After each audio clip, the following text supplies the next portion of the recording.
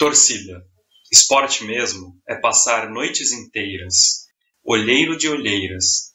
Cronista de ovelhas. A insônia, moleque. Contra o sono muito leve. Nós estamos na torcida. Um brinde. A poesia de Eduardo Lacerda.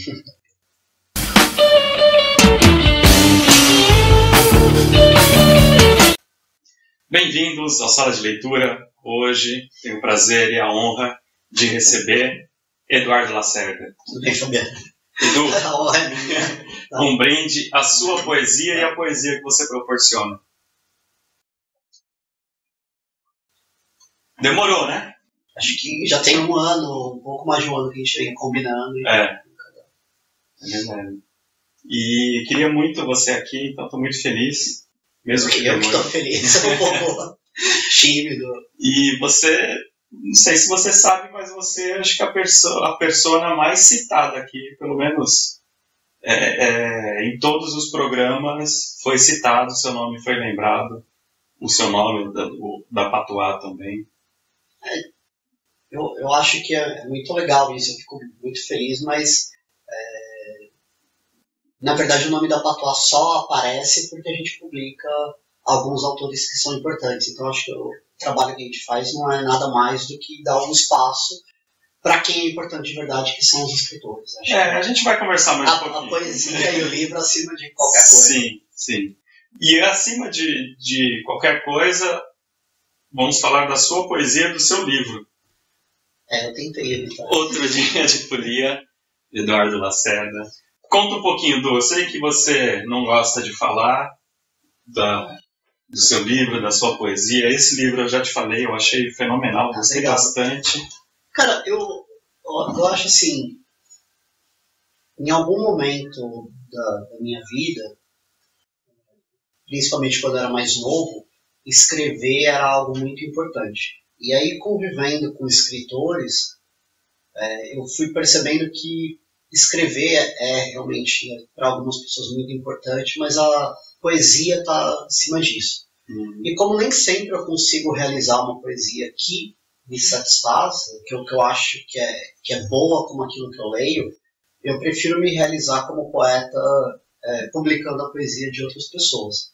Então, acho que num primeiro momento que eu não tinha esse trabalho como editor, mas também não lia tanto, eu queria escrever, eu queria mostrar aquilo que eu achava interessante, mas conforme você vai lendo bastante, talvez vai se comparando a esses outros escritores que eu admiro muito, e acho que eu não consigo chegar como escritor, como poeta lá. Então eu hoje me considero um ex-poeta. Mas esse livro eu acho que é muito importante para mim. Ele é muito afetivo, né? Dentro do livro tem vários poemas dedicados a algumas pessoas, vários agradecimentos, porque eu acredito muito que se a escrita ela se dá sim de um modo solitário, no momento que você escreve, acho que as ideias fervilham quando você está no encontro com o outro. Eu acredito muito nisso, né? Tem esse embate com o outro, com a vida, com as relações, né? Com as relações de perceber o outro. E esses outros, essas milhares de pessoas, milhares mesmo, assim, que passaram pela minha vida e que foram me transformando no que eu sou hoje como editor e também como poeta, elas precisavam estar ali de alguma forma. E é isso que acontece muito com esse livro. Assim, é um livro que tem muitas dedicatórias, muitas epígrafes, mas não como forma de bajulação dessas pessoas, né? Mesmo porque são todas as pessoas que estão construindo alguma coisa junto comigo. Eu não fico dedicando poema para escritores famosos que vão abrir portas, que vão apadrinhar. É gente que sentou no bar, conversou, em algum momento me deu uma ideia, eu li poemas dessas pessoas. E eu acho que isso é muito bacana para mim. E qual foi o período de produção desses poemas? Eu gostaria de ter lançado esse livro depois do que eu lancei ele em fevereiro não. Estou confundindo com a criação da editora, que foi em fevereiro de 2011. Eu lancei ele em dezembro de 2012, né? Então o livro já está fazer 6 anos de publicação. E ele foi publicado um pouco às pressas, porque eu ganhei um prêmio PROAC, com a obrigatoriedade de você publicar a obra. Então, quando eu apresentei o projeto, eu devia ter metade desses poemas, e eu levei de 2002 até 2011 para escrever metade desses poemas, então quase 10 anos fazendo o livro, e tive que escrever a outra metade em pouquíssimo tempo para entregar o projeto. E acho que algumas pessoas que não sabem acham que os melhores poemas são os que eu escrevi de forma mais... foi um pouco mais rápido, né? Mas é um processo que demorou 10 anos. Mas antes da Patois, você já estava na linha editorial, né? Você tinha o jornal Rascunho. Né? O Rascunho não, Casulo. O Casulo. O Rascunho é lá de Curitiba, um jornal bem maior. Eu nem sei dizer como isso entrou. Bom, a poesia, que talvez seja uma pergunta que você vai fazer depois, assim, entra quando eu era muito pequeno, mesmo, coisa de 7 anos na minha vida, mas não com essa coisa mágica. Começou escrevendo poemas desde pequeno, assim. Primeira vez que eu peguei um livro didático, era que todo livro didático tem isso de usar poemas como forma de ilustrar o que você precisa aprender, não só de literatura, mas também de língua portuguesa. E eu adorei aquilo. Depois que eu aprendi a ler com maior fluência, com 7, 8 anos, pegava o livro didático e lia ele todo em 2, 3 dias, mas só a parte dos textos literários, para conseguir entender. É claro, na cidade você não vai entender o que está escrito ali, mas você consegue sentir algumas coisas, né? Já era seduzido pelo texto. Já era seduzido pelo texto. Palavra. Não é exatamente pelo poema, é pela escrita, né? Isso sempre me seduziu muito. Eu quis aprender a ler e escrever muito cedo. Mas como tem crianças que vão aprender matemática, são seduzidas por outras coisas. A escrita me seduziu desde cedo. E aí, a partir de 11, 12 anos, comecei a escrever poemas. A gente tinha um contato um pouco maior, principalmente com letras de música. Livro de poesia é uma coisa que foi chegar muito depois, acho que só quando eu entrei na faculdade mesmo. Eu entrei no curso de letras da USP com uma carga de leitura muito pequena, dos professores falando de Drummond, João Cabral, Bandeira, e eu ter lido 2, 3 poemas de cada um desses autores, porque não tive isso na escola, no ensino médio. Você tem pouca coisa, pouquíssima coisa, né? Mas aí a poesia foi chegando, com 15, 16 anos eu comecei a conhecer fanzines, né? Fanzine tanto literário quanto de banda, de música. Acho que era uma coisa muito comum. Isso, na época, né? Ainda é engraçado, ainda é muito comum. As pessoas ainda fazem, mesmo os mais jovens que têm acesso à internet, muito acesso, mas eu acho que nessa época, quando eu tinha 15, 16 anos, a internet já existia, mas ninguém tinha. Ninguém utilizava com frequência. Mas as pessoas já tinham acesso ao meio de produção, que impressora já era um pouco mais comum, o computador já era comum, a internet ainda não. Então fazer era muito mais fácil, eu não precisava tirar xerox, eu podia imprimir no impressor em casa. E aí comecei a distribuir isso, fiz alguns fanzines, distribuía, depois passei para uma revista literária, um curso de letras da USP, que também foi uma coisa muito bacana. Antes dessa revista, quando eu entrei no curso em 2001, tinha um mural chamado Cordel da Letras. O pessoal, a ideia era colocar os poemas escritos à mão ou impressos no muralzinho e quem passasse pelo corredor do curso pudesse fazer a leitura desses poemas. E aí estava muito abandonado, né? Porque o centro acadêmico deixava lá, mas ninguém cuidava. Tinha uma coisa assim de trocar o material, de trocar a camurça. E aí eu comecei... Não tinha uma curadoria. E é uma coisa muito incipiente, assim, não mudou a vida de ninguém, mas para mim era muito legal ficar cuidando daquilo, imprimir alguns poemas, descobrindo alguns poemas, ir na biblioteca da faculdade descobrir novos escritores e colocando. Então era uma curadoria ali de mostrar a produção de poesia que estava acontecendo ali. Aí um dia eu falei, bom, a gente está no curso de letras com 4.000 alunos, todo ano entra 820, mais mestrado, doutorado, os alunos de outros cursos que estão ligados, história, geografia, ciências humanas, filosofia. Falei, bom, vamos fazer uma revista. Mas como é que a gente vai fazer? Aí comecei a encher o saco de meio mundo. A professora Viviana Bose falou assim, bom, tenta com a diretoria da faculdade. Eu marquei, fui na diretoria, falei, eu quero falar com o diretor, marcaram uma reunião, surpresa minha, ele foi muito acessível, ele falou, dinheiro a gente não pode arrumar para vocês, a faculdade não tem essa liberdade, mas a gente pode ceder a gráfica da FULED para você fazer uma revista. Você só traz o arquivo e a gráfica vai ser cedida. Aí era tudo o que eu queria, né? Eu era aquele aluno chato, tem os alunos chatos que vão falar de festa, tem os alunos chatos que vão falar de manifestações, e tem um aluno chato que eu ia falar de literatura. Gente, a gente tá fazendo uma revista literária, mandem os poemas e tal. Fizemos o primeiro número em 2002, o segundo em 2004, disso virou um jornal chamado Casulo, e aí quando eu montei efetivamente a Patuá em 2011, a gente já tinha publicado mais ou menos umas 100 pessoas, que algumas delas eu publiquei depois em livro pela Patuá. E como é que é essa relação, Eduardo, de você ter esse trabalho de editor, seja no jornal, seja com a editora, e ao mesmo tempo produzir? De produzir e escrever, né?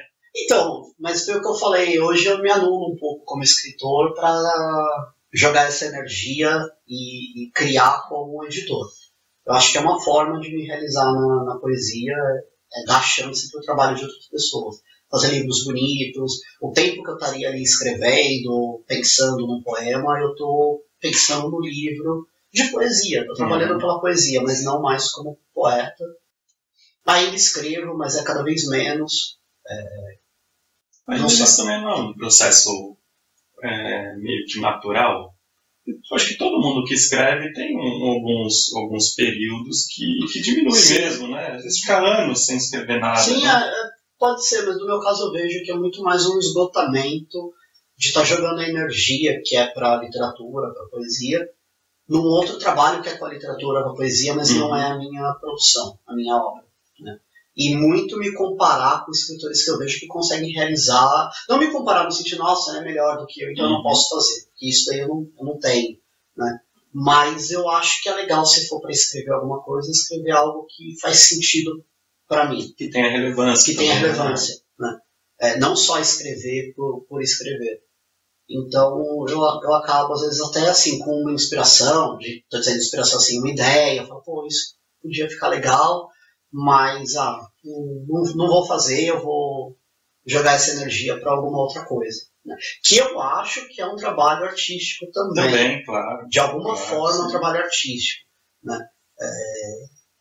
De alguma forma. Mas a gente vai falar sobre isso. Tá, não, eu tô tentando levar a conversa para onde eu domino um pouco mais. A gente vai chegar lá, Então, é isso, assim, escrever cada vez menos, mas acho assim, só para falar sobre o livro que a gente escolheu, eu acho que tem alguns poemas ali que são legais, são bons, não acho que é um livro ruim, ao mesmo tempo não acho que muda a história da literatura, também nunca tive essa pretensão, mas eu fico feliz com ele, com alguns poemas que estão ali. Hoje eu faria algumas coisas bem diferentes, como eu disse, eu tive que finalizar meio que de forma obrigada, porque eu tinha um prazo, o que é horrível para qualquer escritor, você tem um prazo para finalizar.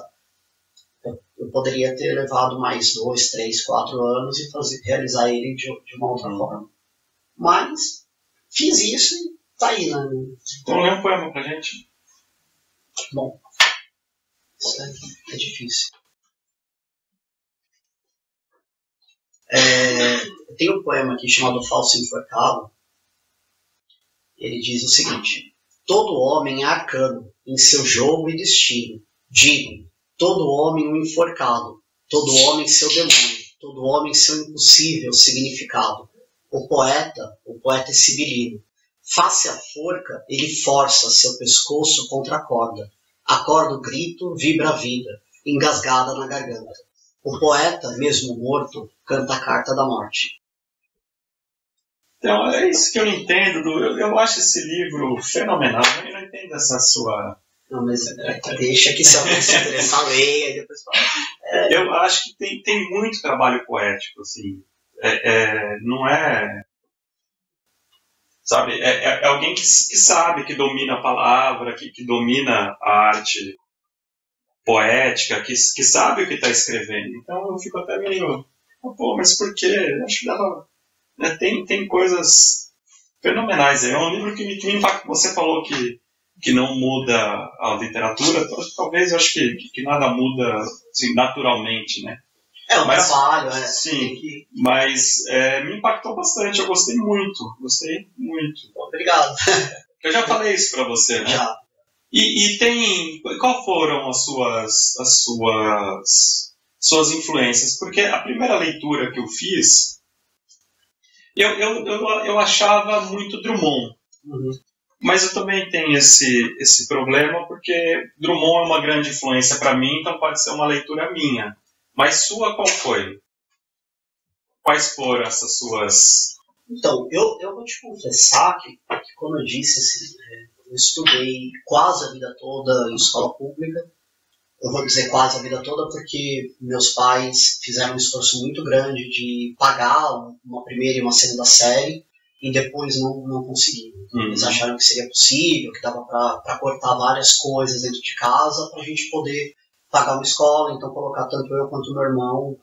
Eu tive a oportunidade de ir até a segunda série, meu irmão até o primeiro ano.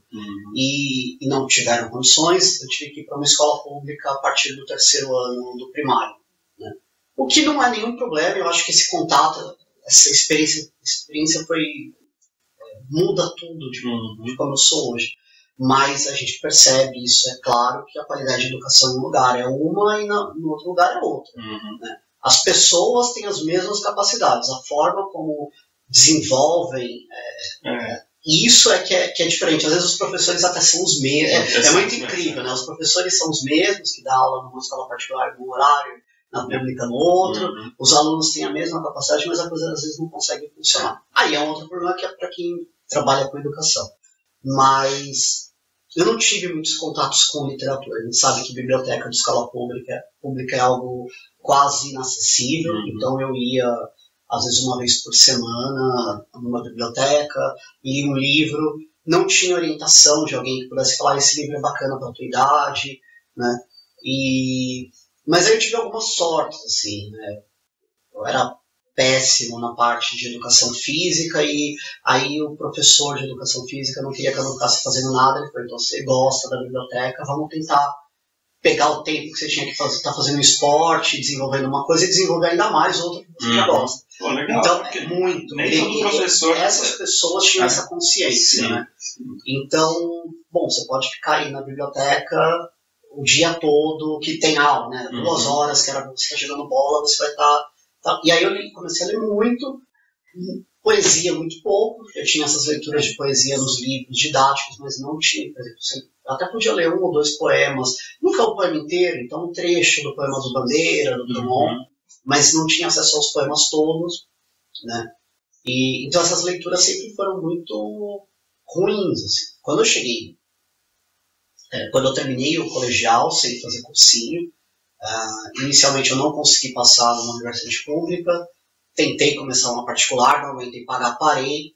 No ano seguinte tentei de novo na pública e aí consegui. Então eu vinha de 2 anos quase sem estudar, até conseguir passar numa universidade. Só trabalhando em outra área e tal. Quando eu entro na USP, você tem alguns professores maravilhosos, mas você tem ainda aquele professor que acha que está nos anos 70 e que o aluno já chega sabendo falar inglês, francês, espanhol e leu tudo. Deveria. Se o ensino fosse bom, certo, o aluno chegar bem preparado. E aí eu comecei a correr atrás do prejuízo, né? O cara tá falando de Drummond, eu conhecia algumas coisas, mas tive que correr atrás, passar mais tempo na biblioteca lendo. Só que aí eu chegava na biblioteca, eu sempre tive essa inquietação, quem são esses poetas, esses escritores que estão na mesma, estão aí vivos, né? Então sim, eu pegava o livro da Hilda Hilst, Ana Cristina César, Drummond, sei lá, o Bandeira, o João Cabral, Leminski, eu ia lendo. Mas para cada livro desses caras que são mestres da poesia, do cânone, eu lia 15, 20 dos poetas contemporâneos. Aí eu conheci alguns que sim, eu acho que são fundamentais no que eu escrevo. Eu não sei se eu escrevo como eles, mas são as pessoas que eu li. Fábio Weintraub, que é um poeta um pouco mais velho, deve estar na casa dos 50 anos. Donizete Galvão, que eu li muito, li alguns livros dele na biblioteca, tomei coragem, escrevi para ele, e ele tinha um perfil que eu acho que é fundamental e eu tento seguir ao máximo, de generosidade. Ele me mandou todos os 5 livros que ele tinha publicado 6, aí ele falou, Eduardo, eu só não estou te mandando outro porque eu mesmo já não tenho mais. Mas se você quiser, eu sei que não sei onde tem, na biblioteca que não sei onde tem, e aí eu fui atrás para ter a obra completa dele. Então talvez seja isso, desculpa te cortar, mas o Donizete, ele tinha um olhar meio drumoniano. Sim, da coisa, né? Até mesmo veio de Minas, também interior de Minas. Sim, o Fábio Weintraub não, mas tem sim uma influência do Drummond, acho que até posterior, uma ironia, uma observação irônica da vida, das situações, principalmente situações sociais, que para mim é muito importante, mas que não estão refletidas nesse livro de alguma forma, de nenhuma forma. Então acho assim, as minhas influências de leitura são muito mais de poetas contemporâneos do que de mestres. Mas isso não é uma qualidade, é realmente porque eu comecei uma formação pelo lado errado, né? Ao invés de ter a história de trás para frente, eu comecei de frente para trás. Eu acho que você começou pelo lado errado, certo, né? Porque eu, como professor de escola pública, eu sinto muita dificuldade. Por exemplo, você vai trabalhar o primeiro ano do ensino médio, a matéria é trovadorismo, que nem língua portuguesa é. Né? E aquilo já causa, né, uma resistência do aluno, né? Muita cantiga de amor, de amigo, o que esses caras estão falando? Eu acho que na escola pública a gente deveria começar com mas literatura contemporânea, que é uma linguagem muito mais acessível, né? Essas coisas mais acessíveis mesmo, né? E aí no terceiro ano, quando o cara né, já entende a pegada, é aí que ele vai estudar o trovadorismo, né? Eu acho que essa inversão de currículo seria... Aliás, a universidade faz isso, né? O curso de letras lá da USP começa por Drummond. Você tem literatura brasileira 1, ela não é meados do século XV, XVI, ela vai de frente para trás, né? Porque eles entendem isso, não é... A literatura, apesar de ter uma história, ela não é linear. Não. Você não pode entender como uma cronologia que tipo, vai num crescente, né? Assim como a história também. Sim, eu acho que nada é linear, né? Você tem que entender a história para chegar como a gente chegou até aqui. Mas não necessariamente você precisa começar do comecinho para depois. Então, acho que errado nesse sentido. Talvez se eu fosse escrever, se eu voltasse a escrever com maior frequência e fosse pensar em um livro, ele já seria bem diferente, porque acho que eu entrei em algumas leituras que eu não tinha antes. E penso coisas bem diferentes que eu não pensava antes. Mas você está escrevendo, vai sair, provavelmente. Não, daqui a 10 anos... Não, mas vai sair. Eu não sei. Não sei. Porque eu li alguns poemas novos que você publica lá. Então, 1 ou 2 eu gostei bastante. Eu acho assim, eu consigo escrever de vez em quando, mas esses poemas, alguns não estão dizendo o que eu gostaria de dizer no próximo livro.